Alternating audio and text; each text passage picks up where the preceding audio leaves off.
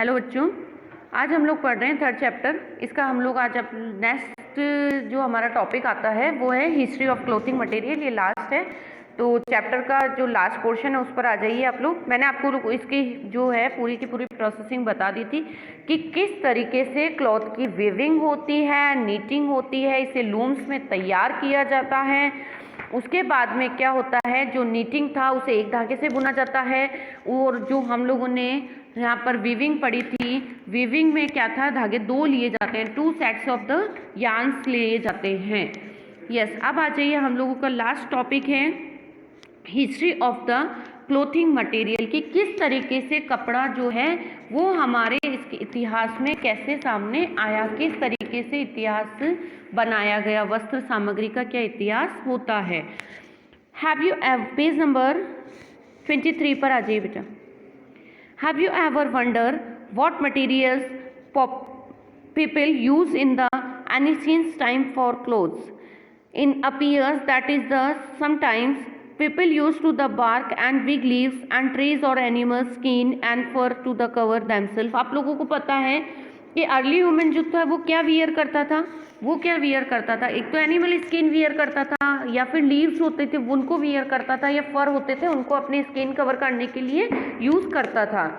तो यहाँ पर यही कहा जाता है कि कभी आप लोगों ने ऐसा जानने की कोशिश करी है क्या कि जो एंशिएंट टाइम था, जो प्राचीन समय था, उसमें लोग क्या पहनते थे। तब आप लोग सोचेंगे कि मैम उस समय तो ना तो फैब्रिक था, ना फाइबर्स थे, ना लोगों के पास मशीनें थी, ना लूम्स थी, और ना ही कुछ ये वीविंग और नीटिंग के बारे में जानकारी थी। तो लोग कैसे कपड़े पहनते थे।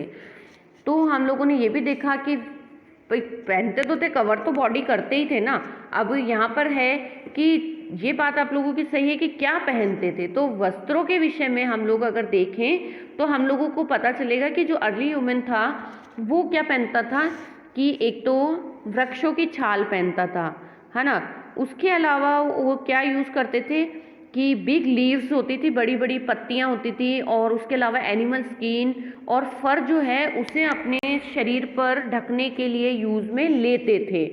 After people began to settle in the agriculture communities, they learn to weave twigs and grass into the mats and baskets. धीरे धीरे क्या हुआ कि जैसे जैसे कृषि समुदाय या एग्रीकल्चर कम्युनिटीज़ बनी, तो उसके बाद में लोगों ने यहाँ पर रहना शुरू किया।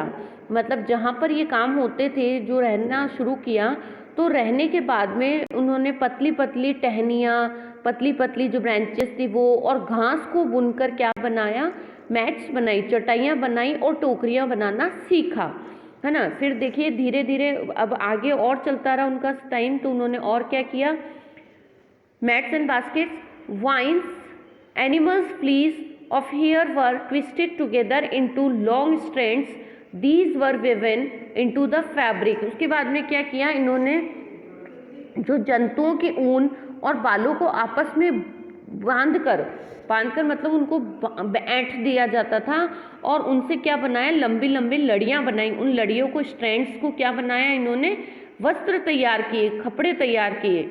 The early Indians wore fabrics made out of cotton that grew in the regions near the river Ganga।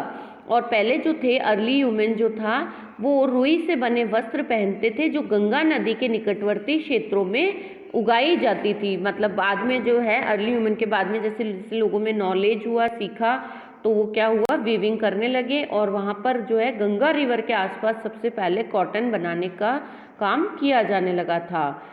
Flex भी एक जो था, एक प्लांट होता था, और flax is also plant that give us the natural fibres.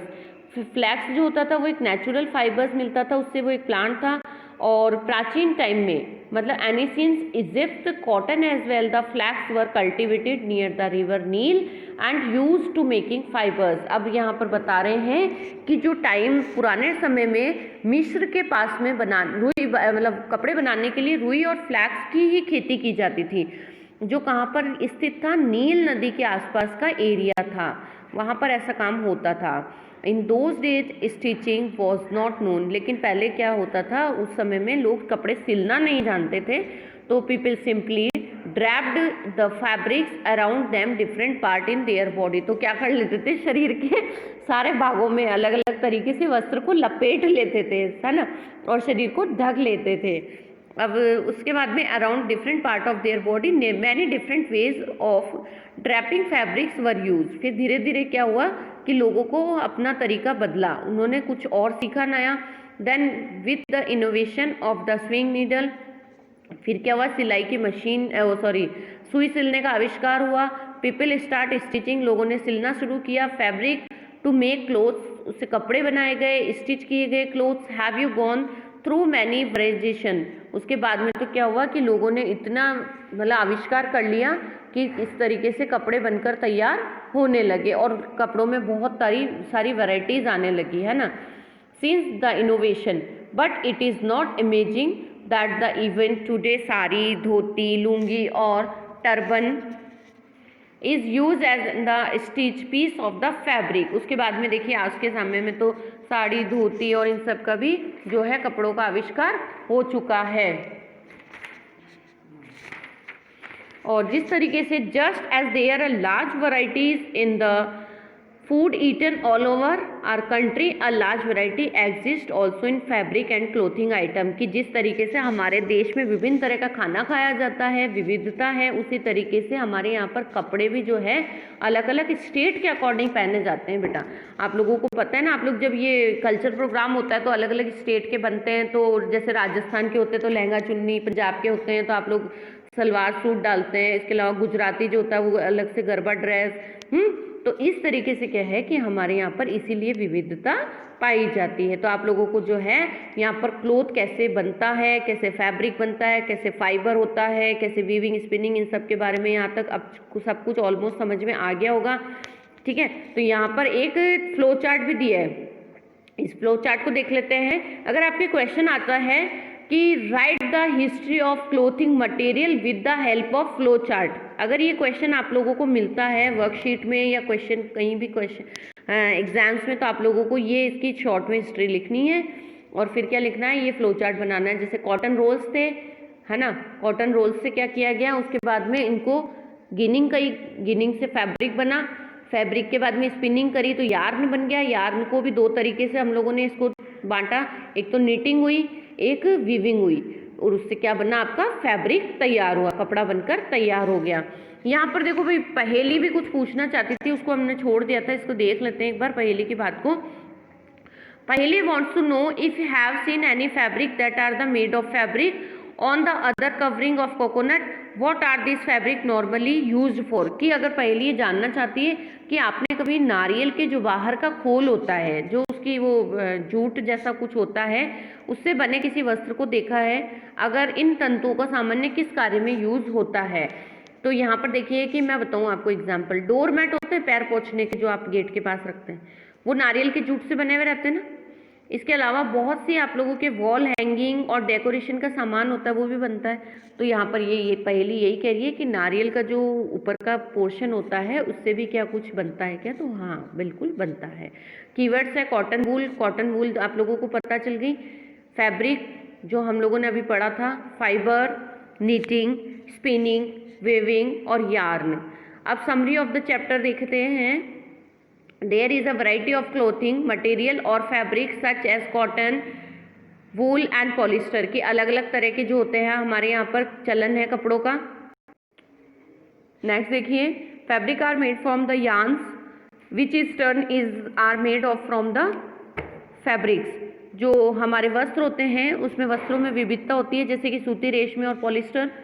Fabric are earlier neither the cotton, wool, silk, jute are the some natural fibres, और कुछ पॉलिस्टर्स हमारे एग्जाम्पल और द सिंथेटिक फाइबर्स। कुछ जो होते हैं वो प्राकृतिक होते हैं, कुछ संश्लिष्ट होते हैं, उसमें भी उदाहरण है पॉलिस्टर, ये तो हो गए एग्जाम्पल्स किसके, सिंथेटिक फाइबर्स के। जूट हो गया और रेशम ऊन, ये किसके हो गया, नेचुरल का हो गया। Fibres are cotton and jute obtain from the plants. रुई और जूट जैसे पादप हमें पादपों से प्राप्त होते हैं।